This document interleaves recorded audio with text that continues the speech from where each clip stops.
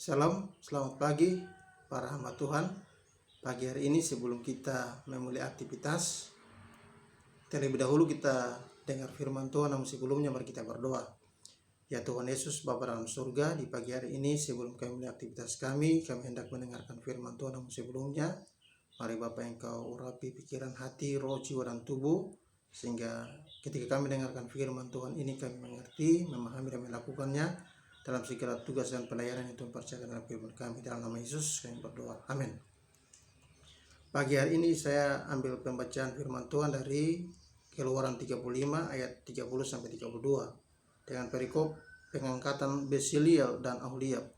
Berkatalah Musa kepada orang Israel, lihatlah Tuhan telah menunjuk Bezaleel bin Uri bin Hur dari suku Yehuda dan telah memenuhinya dengan roh Allah, dengan keahlian, pengertian, dan pengetahuan dalam segala macam pekerjaan, yakni untuk membuat berbagai rancangan supaya dikerjakannya dari emas, perak, dan tembaga. Begitulah firman Tuhan.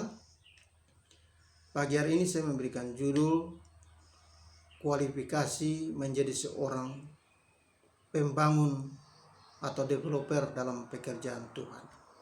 Kalau kita mengikuti bacaan tadi, kita tahu bahwa ketika Tuhan memanggil Musa untuk ke gunung, dan di gunung itu dia berada di sana selama 40 hari 40 malam, selain daripada dia menerima roh batu, dia juga mendapatkan petunjuk untuk membangun kemah, di mana di sana nanti setelah dibangun Tuhan akan hadir, namanya akan tinggal di sana untuk menyertai bangsa Israel. Dan kemah yang hendak dibangun harus dibuat sesuai dengan petunjuk yang Tuhan perlihatkan kepada Musa di atas gunung Sinai itu secara mendetail. Dan ketika Musa turun dengan membawa denah daripada kemah yang diperlihatkan Tuhan, dan dia mempersiapkan segala sesuatu yang berhubungan dengan pembangunan kemah itu, dan kemudian Tuhan menyuruh dia untuk memilih 2 orang yang disebut sebagai ahli bangunan yang memiliki kualifikasi. Mereka adalah Aholiab dan Bezaleel. Nah, untuk membangun bait Allah, mereka 2 ini sudah memiliki keahlian. Ada beberapa kriteria atau kualifikasi yang harus dipenuhi untuk mereka bisa membangun kemah. Yang pertama dikatakan, dan telah memenuhi mereka dengan roh Allah. Yang kedua, dengan keahlian.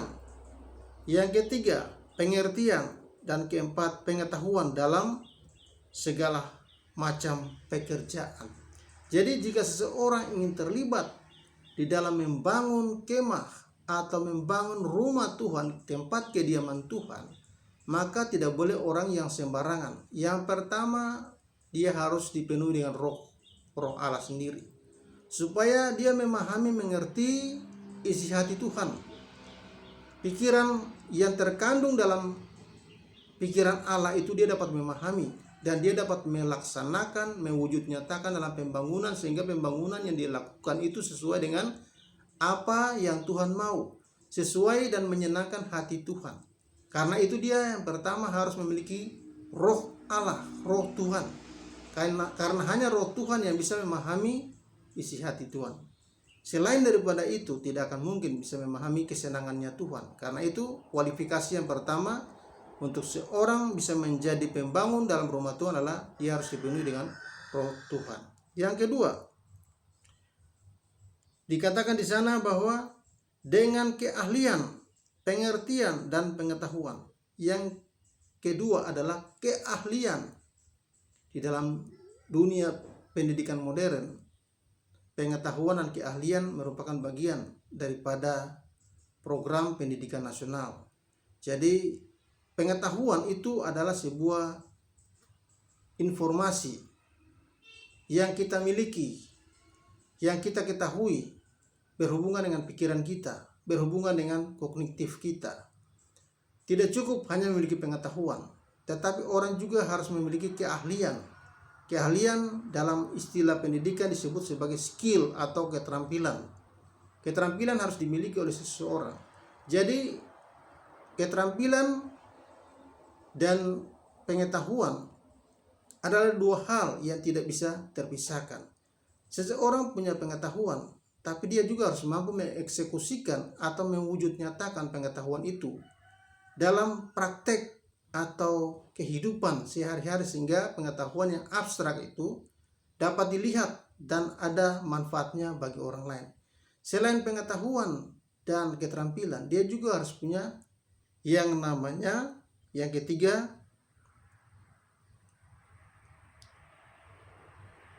pengertian. Ada pengetahuan, ada keterampilan, ada pengertian. Pengertian ini yang membuat orang bisa membedakan satu dengan yang lain. Nah, untuk memudahkan kita memahami tentang pengetahuan, keterampilan, dan pengertian, saya akan memberikan sebuah contoh yang mudah. Misalnya, seorang perancang pakaian atau perancang model, desainer namanya. Sebelum dia menjadi seorang ahli desainer, dia harus memiliki pengetahuan, dia harus belajar dulu. Dia harus belajar tentang bagaimana membuat sebuah baju dengan pola yang diajarkan kepada dia. Setelah dia memiliki pengetahuan tentang berbagai macam pola baju yang hendak dibuat, maka dia harus mampu mengeksekusikan pengetahuan yang ada. Dengan cara apa? Dia langsung mempraktekkan pengetahuan itu. Itu yang disebut dengan keterampilan. Dia mulai membuat pola, gambar. Kemudian gambar itu diselesaikan, lalu dia mulai meletakkan pada kain dalam bentuk pola itu. Kemudian dia harus gunting, dan setelah digunting sudah berbentuk baju, kemudian dia harus menjahitnya sesuai dengan pola itu. Itu yang disebut sebagai pengetahuan yang dieksekusi atau keterampilan. Jadi seseorang kalau ingin menjadi ahli, dia tidak cukup memiliki pengetahuan. Dia harus mampu mengeksekusikan pengetahuan dalam wujud yang nyata, yang nantinya dapat bermanfaat bagi orang lain. Keterampilan yang diperlukan dalam kehidupan kita pada zaman sekarang. Karena itu seperti yang saya katakan tadi, di dalam pendidikan, pengetahuan dan keterampilan adalah dua hal yang tidak bisa dipisahkan. Karena itu seorang yang ingin membangun rumah Allah juga harus memiliki pengetahuan dan keterampilan yang sama. Yang ketiga, selain dia mempunyai keterampilan, dia juga harus memiliki yang namanya pengertian untuk membedakan. Walaupun dia bisa membuat baju, dia bisa menjahit baju, tapi dia harus bisa membedakan mana baju perempuan, mana baju laki-laki. Model baju perempuan berbeda dengan model baju laki-laki pria. Sebaliknya juga dengan anak-anak. Itu yang disebut pengertian. Sehingga ketika dicocokkan, dipakai oleh orang, pas. Bentuk bajunya itu pas. Motifnya pas. Dan sebagainya. Nah, jadi itulah perbedaan antara pengetahuan, keterampilan, dan pengertian. Jika orang memiliki ketiga hal ini, maka dia layak disebut sebagai seorang pembangun. Apalagi ditambah lagi dengan dia harus memiliki roh Allah. Dalam membangun pekerjaan Tuhan, kita juga harus memiliki 4 kriteria tadi, kualifikasi tadi. Yang pertama, dipenuhi oleh roh Allah. Yang kedua, memiliki pengetahuan. Yang ketiga, memiliki keterampilan atau keahlian. Dan yang keempat, memiliki pengertian. Sehingga ketika bangunan itu terlaksana, maka akan kelihatan indah, akan kelihatan bagus, layak untuk digunakan sesuai dengan isi hati Allah, karena telah memenuhi kriteria, karena sudah dipilih, karena melakukan tepat seperti yang diinginkan sesuai dengan pola yang sudah ditetapkan oleh Tuhan di dalam kehidupan sehari-hari. Karena itu kita sebagai hamba-hamba Tuhan, sebagai pembangun atau developer dalam membangun rumah Tuhan, kita harus memiliki 4 kualifikasi tadi. Dipenuhi dengan roh Tuhan, memiliki pengetahuan, memiliki keterampilan atau skill, dan juga memiliki pengertian. Sehingga bangunan yang kita bangun itu sesuai dengan rencana Tuhan, menyenangkan hati Tuhan, karena tidak menyimpan dari pola yang sudah ditetapkan. Yang berikutnya, kalau kita baca di dalam, kita maju lagi di dalam Keluaran pasal yang ke-39, pembangunan itu dimulai dari ruang Maha Kudus. Bezalel dan Aholiab mulai membangun dari peti perjanjian atau tabut perjanjian. Mereka berdua harus merancangkan tabut perjanjian yang sesuai dengan ukuran yang disalut dengan emas. Kemudian kerub-kerub yang ada di atasnya. Setelah selesai, baru keluar lagi. Mereka harus merancang tempat pedupaan yang di depan ruang suci. Harus dilapisi dengan emas, dibuat sesuai dengan ukuran dan bentuk yang sudah ditetapkan. Setelah itu keluar di ruang suci, yaitu merancang meja roti dan kaki dian sesuai dengan ukuran dan ketetapan ditetapkan oleh Tuhan. Dan setelah selesai ruang maha suci, dia keluar lagi ke bagian pelataran, yaitu mezbah persembahan yang dibuat dari tembaga. Jadi benda-benda yang ada di ruang suci dan maha suci itu dirancang, disalut dengan emas. Tetapi setelah keluar ke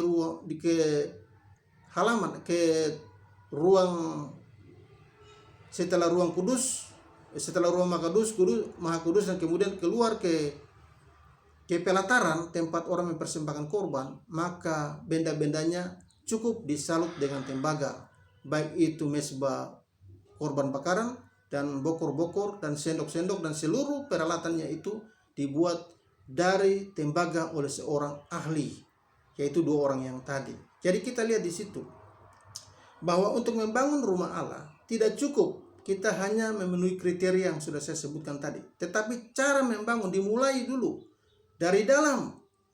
Kalau pada zaman sekarang rumah Allah itu adalah manusia, gereja itulah manusia.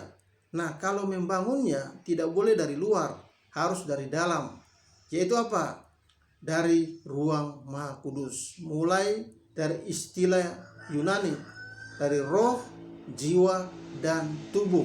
Jadi pembangunan tidak boleh dimulai dari luar, dimulai dari dalam. Kalau ingin bangunan itu kuat, maka dia harus dimulai dari yang tidak kelihatan, dari dalam. Ya, banyak orang akhir-akhir ini saya lihat, baik juga para hamba Tuhan, gampang sekali mereka itu terbawa dengan informasi-informasi yang hoax, termakan dengan informasi yang hoax. Itu menunjukkan bahwa pembangunan yang selama ini dibangun salah, sehingga ketika datang informasi gampang sekali ditelan, tidak melalui proses yang baik di dalam pikiran, tidak melalui pengolahan informasi, tetapi informasi itu langsung ditelan tanpa diproses, dan ini berbahaya bagi keimanan orang Kristen. Banyak orang akhirnya disesatkan karena setiap informasi yang datang, baik yang benar ataupun yang tidak benar, mereka terima dan ditelan begitu saja tanpa melalui proses yang benar. Karena itu proses yang benar itu juga harus dilakukan dalam pembangunan bait Allah untuk menghasilkan gereja yang kuat, menghasilkan tubuh Kristus yang kuat. Proses yang benar juga harus dilakukan ketika kita membangun pekerjaan Tuhan, yaitu membangun dari ruang maha kudus, membangun jiwa dan rohnya terlebih dahulu.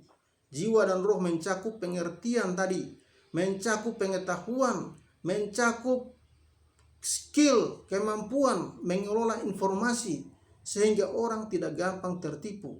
Banyak orang terlihat sekali ya bahwa mereka lemah di dalam mengelola informasi. Mereka lemah dalam memproses informasi sehingga mereka menelan begitu saja. Sehingga banyak orang pada waktu pandemi mereka termakan dengan informasi hoax yang pada akhirnya merugikan mereka sendiri. Namun mereka tidak mau keluar dari situ. Karena apa? Sudah terlanjur, sudah malu untuk keluar. Nanti dicap sebagai orang yang tidak memiliki prinsip plan.